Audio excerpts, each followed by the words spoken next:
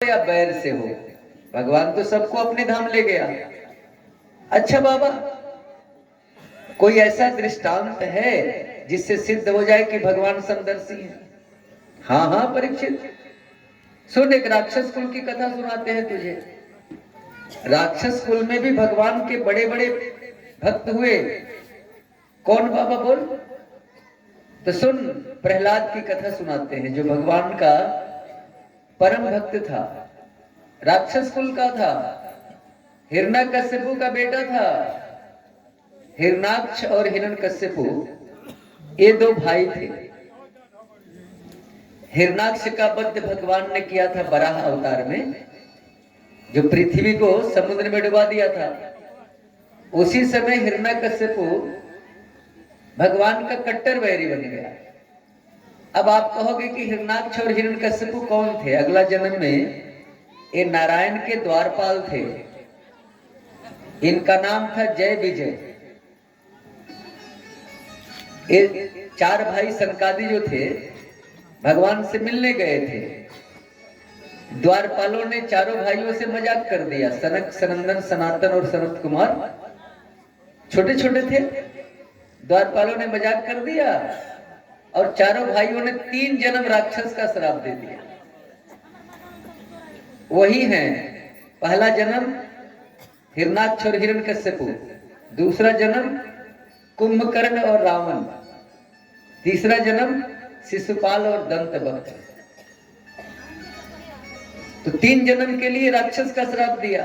तो पहला जन्म सतयुग में हुआ है। तो हिरण्यकश्यपु मंदराचल पर चला गया, घोर तपस्या किया। भगवान प्रकट हुए तो बोला कि भगवान हमें वरदान दो कि हम अमर हो जाएं। भगवान बोले, ब्रह्मा बाबा के बेटा, अमर तो हम भी नहीं है, हमें भी मरना पड़ेगा। तो जब अमर हम नहीं है तो हम तुझे अमर का वरदान कहां से दें? अभी ब्रह्मा की 50 वर्ष की उम्र खत्म हो गई है। ब्रह्मा की आयु 50 वर्ष बची हुई है। पंचांग के अनुसार वो बताया गया है बहुत विस्तार से कि ब्रह्मा की उम्र भी 100 वर्ष की है। लेकिन 100 वर्ष कितना, ये बहुत लंबा चौड़ा होता है। एक दिन में 1 मनवंतर हो जाते हैं। नहीं, 14 मनवंतर का एक दिन होता है और 1 मनवंतर 72 चतुर्युगी के बराबर होता है। लगभग 71 चतुर्युगी और कुछ बरस लगभग, लेकिन 71 से कुछ अधिक होता है। इस तरह ब्रह्मा की उम्र बहुत ज्यादा होती है। बेटा हम भी अमर नहीं है, कुछ वरदान मांग। तब तो वरदान की झड़ी लगा दिया बाबा। बोला कि न दिन में मरे न रात में मरे, न ऊपर मरे न नीचे मरे, न अस्त्र से मरे न शस्त्र से मरे, न मनुष्य से मरे न जानवर से मरे, न 12 महीने में किसी महीने में मरे। तब ब्रह्मा जी बोले, अरे बेटा कितना वरदान मांगेगा? इतना वरदान तो देना मुश्किल है, लेकिन तू तपस्या ही इतना किया है कि मैं तुझे सारे वरदान देता हूं। और देकर के ब्रह्मा जी चले गए। तब से लगा वो भयंकर उत्पात मचाने। इंद्र को बोलता चल झाड़ू लगा, वरुण देवता को पकड़ के लाया, चल पानी भर। सारे देवता को हिरण्यकश्यप को परेशान करने लगा। और जिस समय हिरण्यकश्यप तपस्या में था तो इंद्र की थोड़ी गलती की थी। क्या गलती की थी? कि हिरण्यकश्यप की पत्नी सुंदर थी। इंद्र की नजर पड़ गई और इंद्र उसका हरण करके ले जा रहे थे, कयाधु। रास्ते में नारद जी मिल गए। बोले, महाराज क्या तुम्हारी नियत हर समय गड़बड़ रहती है? जिसकी सुंदर पत्नी देखते हो उसी के चक्कर में पड़ जाते हो। छोड़ो इसे, एक गर्भवती है, इसका पति गया हुआ है तपस्या करने, एक तेरा काम ठीक नहीं है, छोड़ इसे। और कयाधु को छुड़ा करके नारद अपने आश्रम में लेके चले गए और बोले कि बेटी तू यहीं पर रह, जब तक तेरा पति नहीं आ जाता तपस्या करके तू घर मत जा। और वहीं पर रहकर कयाधु सत्संग सुनने लगी और प्रहलाद पेट में थे। प्रहलाद जी भी पेट में ही इंद्र नारद को अपना गुरु बना लिया और भगवान का भजन सुनने लगे। तो जब माँ के पेट में बच्चा आ जाए तो माँ को बढ़िया बढ़िया काम करना चाहिए, कभी गलत नहीं करना चाहिए। गलत करोगी तो बच्चे पर वो असर पड़ेगा। इसका नाम है गर्भाधान संस्कार। अरे जब सीता माँ के पेट में बच्चा आया, सीता माँ जब गर्भवती हुई तो राम ने भी सोचा कि हमारा बेटा हमसे भी बड़ा प्रतापी बने, तो कोई बुद्धि लगानी चाहिए। तो एक भगवान ने माया रची, धोबी के मुख से कहवा दिया कि हम वैसे राम नहीं हैं। अपने पत्नी से धोबी बोला कि सीता रावण के यहाँ रह के आई, फिर भी राम ने घर में रख लिया, हम तुझे घर में नहीं रखेंगे, तू एक रात कहाँ थी बोल। तो राम ने ये नाटक रची थी। इसके बाद पद्म पुराण में इसकी कथा आती है कि ये धोबी कौन था। इसकी कथा पद्म पुराण में है। सुग्गा और सुग्गी ये वाल्मीकि के कुटिया के थे और यही बाद में धोबी बने और धोबिन बने, तो उतना विस्तार तो संभव नहीं। तो राम ने सोचा कि सीता को वाल्मीकि की कुटिया में भेजनी चाहिए ताकि मेरा बेटा हमसे भी प्रतापी बने। और एक माया रची और लक्ष्मण जी सीता को वाल्मीकि की कुटिया में पहुंचा दिए और ऐसे लवकुश बने कि राम को भी हारना पड़ा। बाप से बड़ा बेटा बना कि नहीं बना। कथा को जिस सेंस से पढ़ोगे कथा वैसी समझ में आ गई। जाकी रही भावना जैसी प्रभु मूरत देखी तीन तैसी। तो राम के कथा में या कृष्ण के कथा में कभी भी संशय मत करो, नहीं तो मार खा जाओगे। कितना बड़ा काम किया कि जब सीता गर्भवती है तो इसे ऋषि के कुटिया में भेजना ही चाहिए। यहां रहेगी तो बच्चा उतना बलशाली नहीं बनेगा। तो ही सीता माँ वाल्मीकि की कुटिया में रही थी, क्योंकि यदि वाल्मीकि की कुटिया में नहीं भेजना होता सीता को तो लक्ष्मण वाल्मीकि की कुटिया के पास क्यों छोड़ते। रामायण को पढ़िए लेकिन चिंतन करते हुए, भगवान का सुमिरन करते हुए पढ़िएगा तो अर्थ समझ में आएगा, नहीं तो अनर्थ हो जाएगा। यदि हनुमान को लंका नहीं भेजना था तो राम ने हनुमान को ही क्यों अंगूठी दी। बहुत बंदर सीता को खोजने गए थे ना। ये लीला है, आनंद लो। करने कराने का सारा ड्रामा तो पहले से फाइनल है, तो और तुम उसी में लड़ जाते हो। नहीं भगवान ने ऐसे किया, अरे वो भगवान ऐसे किया। मत लड़ो भैया, ये तो हम लोगों को दिखाने के लिए एक लीला चल रही है। लीला और हकीकत में अंतर होता है। लीला माया को कहा जाता है, हकीकत है। इसीलिए लीला कहा गया, भगवान की लीला मतलब भगवान की माया।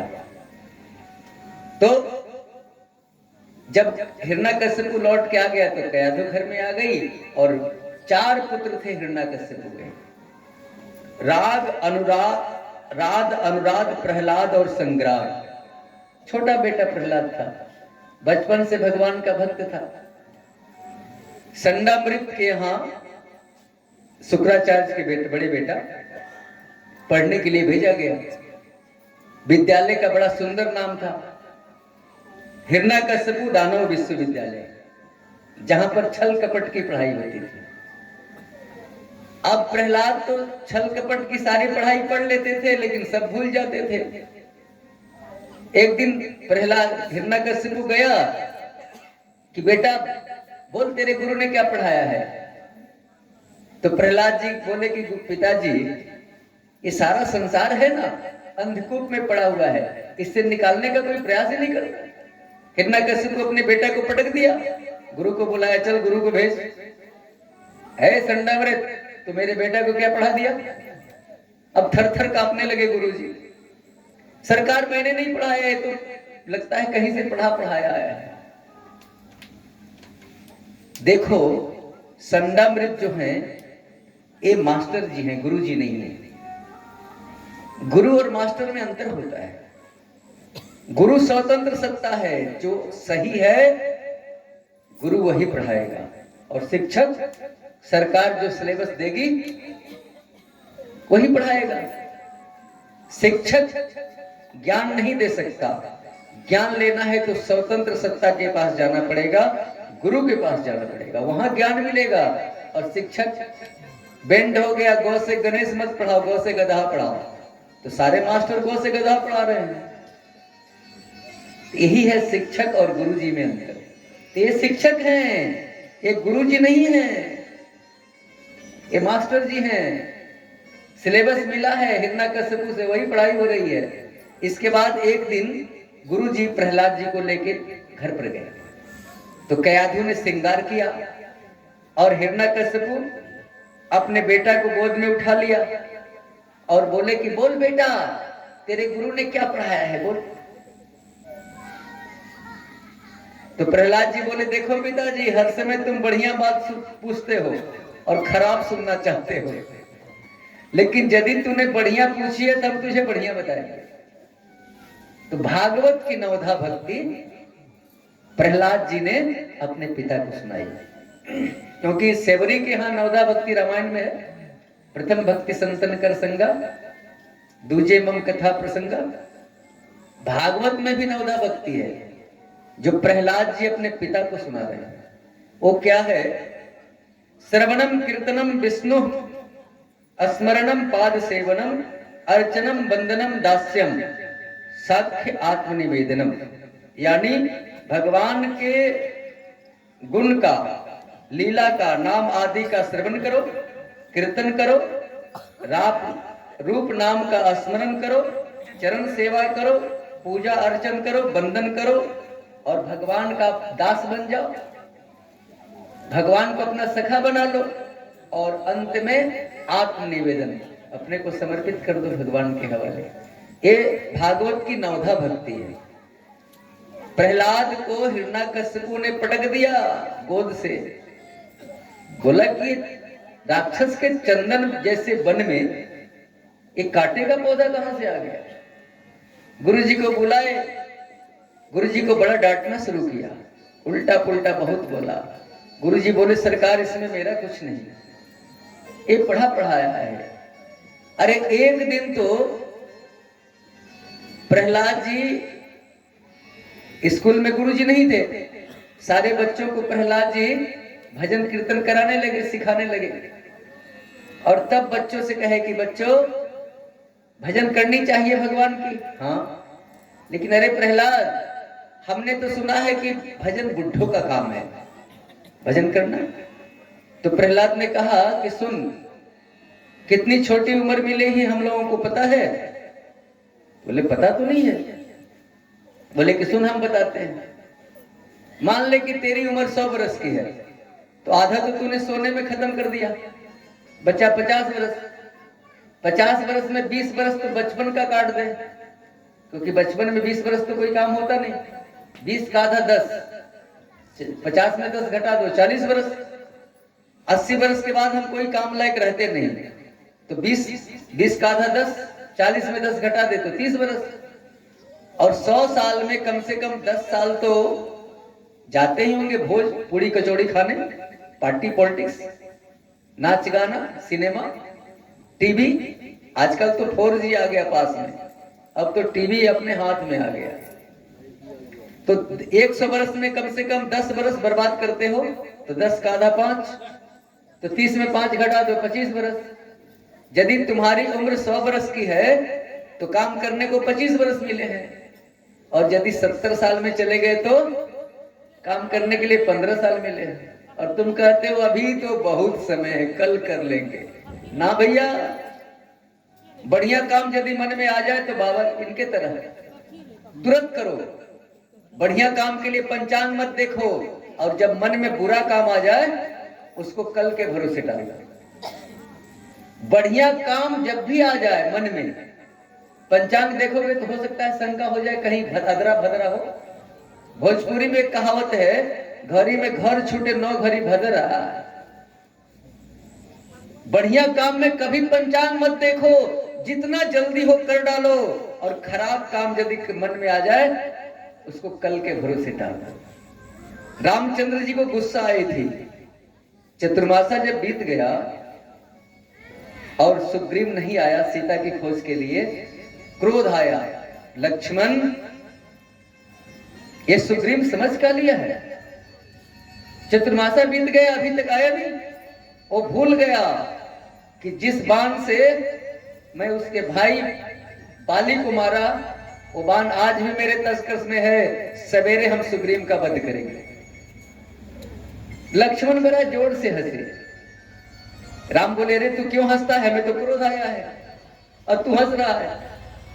अरे भैया, जिंदगी में पहली बार क्रोध आया और वो भी तू क्रोध नहीं कर सका। क्रोध ही करना था तो ट्रेनिंग हमसे ले लेते, हम क्रोध के मास्टर हैं। क्रोध अभी आया है और सवेरे सुग्रीव को मारोगे? क्या सवेरे तक तेरी गुस्सा रहेगी तेरे पास? बोल।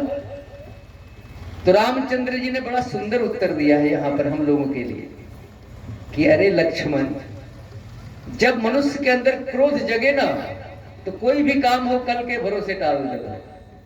प्रेम से बोलिए भागवत भगवान की। नहीं तो निर्णय गलत हो जाएगा और बहुत घाटे में चले जाओगे। इसीलिए क्रोध आया था, कल के भरोसे डाल दिया। बढ़िया काम जितना जल्द हो कर डालो, इंतजार मत करो मुहूर्त का। न जाने कल तुम रहोगे या न रहोगे, कौन जानता है। आज तो वक्त है तुम्हारे पास, कथा करनी है, स्टार्ट कर दो। पैसा है, आज स्टार्ट करो, आज से करो।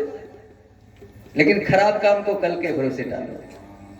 तो यहां पर प्रहलाद जी ने बच्चों को बड़ा सुंदर उपदेश दिया है भागवत में। और तब प्रहलाद जी को हिरण्यकश्यप को मारने का षड्यंत्र करने लगा। ये तो यदि जिंदा रहा तो सारे राक्षसों को फोड़ डालेगा, अपने ग्रुप में मिला लेगा, हमारा ग्रुप कमजोर हो जाएगा, हमारी हार हो जाएगी, सरकार दूसरे की बन जाएगी इस राक्षस कुल में। इसको खत्म करो। आज नेता लोग करते हैं, वही तो करते हैं। तो पानी में फेंका, पहाड़ से पटका, जब नहीं मरे प्रहलाद किसी तरह, तो होलिका बहन थी हिरण्यकश्यप की, और होलिका भी तब की थी। तो भगवान ने एक चादर दिया था कि इसको ओढ़ करके रखोगी तो अग्नि में नहीं जलोगी। होलिका प्रहलाद को लेके अग्नि में बैठ गई, होलिका दहन जो हम लोग करते हैं। लेकिन एक आंधी आई, वो चादर उड़ी, प्रहलाद को लपेट ली, होलिका जल गई और प्रहलाद जी बच गए। एक बार बोलिए भक्त भगवान की। क्योंकि जिस पर भगवान की कृपा रहती है उसे कोई मार ही नहीं सकता। तो प्रहलाद के बचने की खुशी में हम लोग होली मनाते हैं। और जो सम्मत जलने के पहले होली मनाते हैं, वो विचार करो किसके पार्टी के हैं? वो हिरण्यकश्यप के पार्टी के हैं भैया। सम्मत जल जाए तो प्रहलाद जी बच गए थे, तो हम लोग खुशी में सम्मत जलने के बाद होली मनाएंगे। कुछ भ्रांति आ गई है कि सम्मत से पहले हम लोग पुआ क्या तो सम्मत में डालेंगे। परंपरा ये नहीं थी। उस समय तो हिरण्यकश्यप खुशी मना रहा था कि आज हमारा दुश्मन मारा जाएगा, चलो पुआ खा लो, पूड़ी खा लो। लेकिन हम प्रहलाद के जितने साथी थे भगवान के भक्त, सब उदास थे। इसके बाद प्रहलाद जी जब बच गए, तब बोला हिरण्यकश्यप कि तुझे कौन बचा रहा है, हमें तो ब्रह्मा का वरदान मिला हुआ है।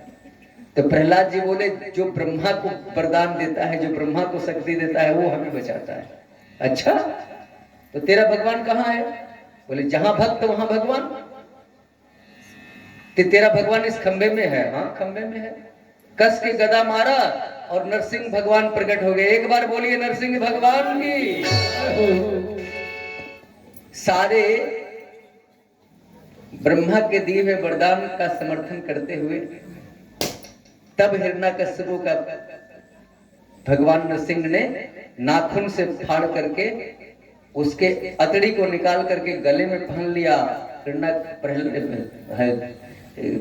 जब भगवान का बड़ा विकराल रूप दिखाई पड़ रहा था नरसिंह भगवान का, सारे देवता स्तुति करने आए, डर के भाग गए। लक्ष्मी मैया को लाए, लक्ष्मी मैया स्तुति करने लगी। भगवान ने हुंकार भरी, लक्ष्मी मैया थाली फेंक करके दैया मैया करते हुए भाग गई। तब सारे देवताओं ने प्रहलाद से कहा, बेटा ये तेरे चलते आए हैं, इनकी गुस्सा को तू शांत कर। तो प्रहलाद जी ने भगवान के मुख को देखा ही नहीं, भगवान के चरण को देखते हुए आगे बढ़े। तो जो ही भगवान के पास प्रहलाद जी गए तो हिरण्यकश्यप को नरसिंह भगवान ने नीचे उतार दिया और प्रहलाद जी को गोद में बैठा के जीभ से चाटने लगे, जीभ से। और शरीर सहलाने लगे। बोले बेटा मेरे आने में लेट हो गई तो तेरे पिता ने तुझे बहुत कष्ट दिया है ना बेटा। और वहां पर भगवान ने भक्त से माफी मांगी, बेटा हमें माफ कर देना, हमारे आने में देर हो गई है बेटा, जिसके चलते तुझे बहुत कष्ट हुआ है बेटा, हमें माफ कर देना। भगवान भक्त से माफी मांग रहे हैं और प्रहलाद से भगवान ने माफी मांगी। इसके बाद वहां भगवान ने प्रहलाद को आशीर्वाद देकर के अंतर ध्यान हो गए। चलिए एक छोटा सा भजन सुनिए, इसके बाद कथा में आगे चलते हैं।